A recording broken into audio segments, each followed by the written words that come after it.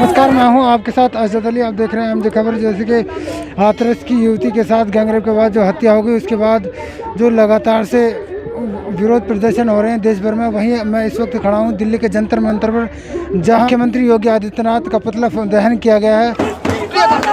ये जो हाथरस में हुआ, ये दिखाता है कि भाजपा राज में, योगी आदित्यनाथ के राज में जो दबंग लोग हैं, जो सामंती हैं, जो गुंडे हैं, वो दलितों के साथ क्या करना चाहते हैं।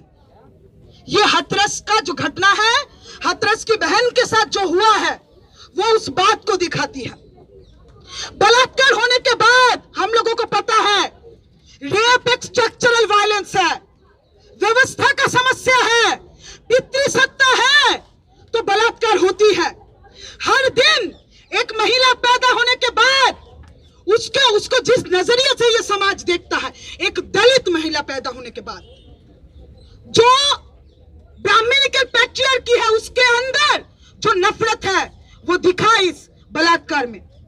लेकिन एक चीज कहना जरूरी है, बलात्कार इस समाज में होता है, ये स्ट्रक्चरल प्रॉब्लम है, व्यवस्था का समस्या है।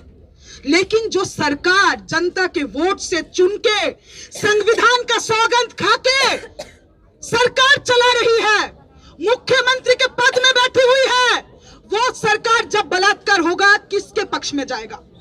उसका न्याय तंत्र, वो जो खाकी वर्दी पहन के उत्तर प्रदेश के पुलिस, उत्तर प्रदेश भर में योगी आदित्यनाथ कहते हैं कि हमारे यहाँ लॉ एंड ऑर्डर बहुत बढ़िया है, यहाँ पे सब कुछ व्यवस्थित चल रहा है। क्या व्यवस्थित चल रहा है योगी जी? जातिवाद व्यवस्थित रूप से चल रहा है, और उसी का नतीजा है कि इस व्यवस्थित तरीके से एक 19 साल के लड़की को खेत से खींचा गया, बलात्कार किया गया।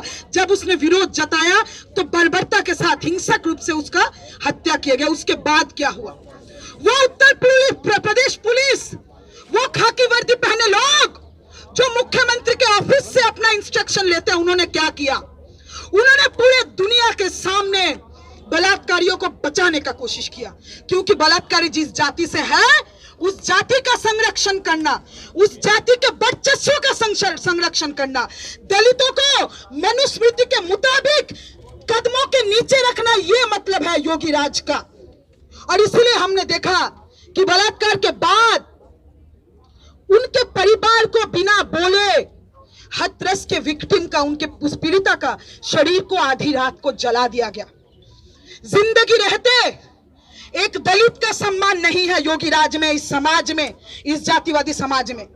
लेकिन जब उसका मौत हो जाता है, उस मौत के बाद भी उसके परिवार को उसका शरीर, उसको सम्मान देने का, उसके मां ने बोला, पीड़िता के मां ने बोला कि मैं अपने बेटी के शरीर पे हल्दी लगाना चाहती हूं उसके क्रिमेशन से पहले। लेकिन मां की इजाजत के बिना, परिवार की इजाजत के बिना योगी आदित्यनाथ की सरकार ने जंगल में घुस के आधी रात को उस लड़की का शरीर को जला दिया। ये हक योगी जी आपको किसी कोई नहीं देता। महिलाओं के शरीर पे, दलित महिलाओं के शरीर पे आपके राज का कोई हक नहीं है।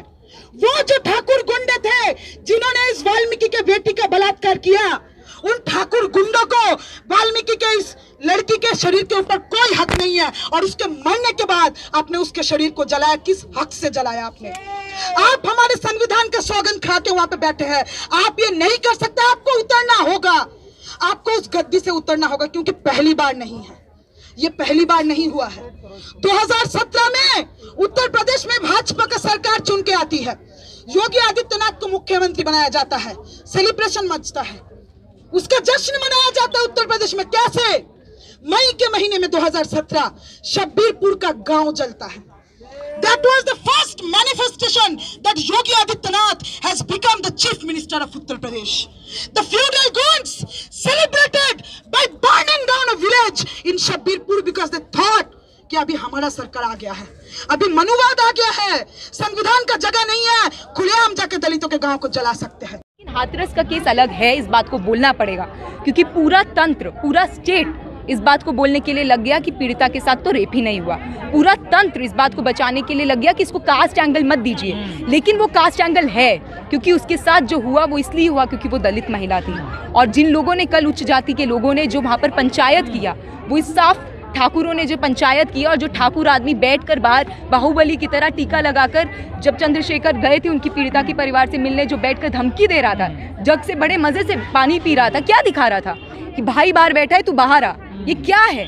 ये यही है ठाकुर, यही कास्टिज्म है, यही जो लोग बोल रहे हैं। बलरामपुर पे भी बोल रहे हैं, राजस्थान पे भी बोल रहे हैं, लेकिन हम ये कह रहे हैं कि चीफ मिनिस्टर हाथरस पे क्यों नहीं बोल रहे? हम थोड़ी बैठे हैं सरकार के अंदर, हम थोड़ी जस्टिस देंगे, मैं थोड़ी FIR लिख रही हूँ, मेरी अकाउंटेबिलिटी थोड़ी है, चीफ मिनिस्टर की अकाउंटेबिलिटी है, सिस्टम की अकाउंटेबिलिटी है। क्यों नहीं पहले FIR लिखा हाथरस के केस में?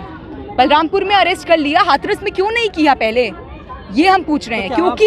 क्योंकि चीफ मिनिस्टर ठाकुर जाति का है, अपने लोगों को बचाना है, इसलिए ये बात है, इससे ज़्यादा कोई बात नहीं है। महिलाओं के साथ, खासकर की दलित समुदायों की महिलाओं के साथ आप उसके बारे में कंसर्न ही नहीं है, तो हमें नहीं लगता है कि आपकी अभी अथॉरिटी है, आपके पास अभी कोई लेजिटिमेसी है कि आप वो गवर्नमेंट को यूपी में चलाएं। जो गैंगरेप के आरोपी हैं वो जेल में बंद है हाथरस में। अब उनसे मिलने के लिए बीजेपी के जो विधायक हैं हाथरस के, वो मिलने गए थे, लेकिन जेलर ने मिलने नहीं दिया, तो उस पर क्या कहें? मुझे ये बताइए कि वो फिर पीड़िता के परिवार से क्यों नहीं मिल लेते? आपने जिस तरीके से इतना गलत रवैया मतलब दिखाया है कि आप पीड़िता के परिवार से या हाथरस में जो पूरा दलित समुदाय है उनके साथ तो आपने कुछ कॉन्फिडेंस बिल्डिंग मेजर्स नहीं लिए, उनसे तो जाते आपने मुलाकात नहीं की, उनके जो दुख दर्द है आपने सुने नहीं। सीधे आपके पूर्व विधायक जो है बीजेपी के, वहाँ के उच्च जातियों के लोगों के साथ मिल के आए, वहाँ की पंचायत बुलाई, और हमें पता है कि कुछ दिन पहले भी इसी तरीके से बातचीत हुई कि उच्च जातियों की, ब्राह्मण जातियों की, कि हम जो है पीड़िता के परिवार के खिलाफ खड़े होंगे और जो भी एक्यूज्ड हैं इन केस में उनका समर्थन करेंगे। अभी ये कल्चर कहाँ से पैदा होता है कि आप पीड़िता के साथ नहीं, आप जो दोषी उनके साथ खड़े हो जाते हैं, उनकी बात सुनने के लिए पहले पहुंच जाते हैं, उनको मिलने के लिए चले जाते हैं, क्योंकि यही दिखाता है ना, यही आपके बायस को दिखाता है कि जो लोग दबे हुए हैं, जो लोग कुछ जिनके मांगों को कुचल दिया जाता है, आप उनको सीरियस नहीं ले लेते हैं, इसलिए आप उनको मिलने नहीं जाते हैं, आप उनकी बात नहीं करते हैं, आप हमेशा जो लोग आरोपी हैं उनकी बात करते हैं। तो ये आपकी पोजीशन को, आपकी बायस को दिखाता है मेरे हिसाब से, और कुछ नहीं है कि आप आइए, आप बाहर आओ, हमें तुमसे बात करनी है, नहीं तो हम तुम्हें दशहरा आने वाला है, हम तुम्हें रावण की तरह जला देंगे, और पीछे पुलिस खड़ी है। इससे सीधा ये पता चलता है कि लॉ एंड ऑर्डर वहाँ पे कुछ काम नहीं कर रहा है, ये लोग संविधान के अनुसार काम नहीं कर रहे हैं। जब लड़की पीड़िता अपना बयान दर्ज कराती है तो उसको दबाव बनाया जाता है यहाँ पे, और ये भी कहा जाता है 8 दिन बाद उसकी जांच की जाती है। अगर किसी के साथ रेप जैसी भयानक घटना हुई भी है तो उसको उसको तुरंत MLC करानी चाहिए, मेडिकल कराना चाहिए। दूसरी बात कि जब वो मरने की हालत में थी पीड़िता, उसको जनरल वार्ड में शिफ्ट रखा जाता है, और जब माँ उसकी मिन्नतें करती है उसकी कि हमें लड़की मरने वाली है हमारी, तब उसको सफदरजंग लाया जाता है जहाँ पे वो अपना दम तोड़ देती है।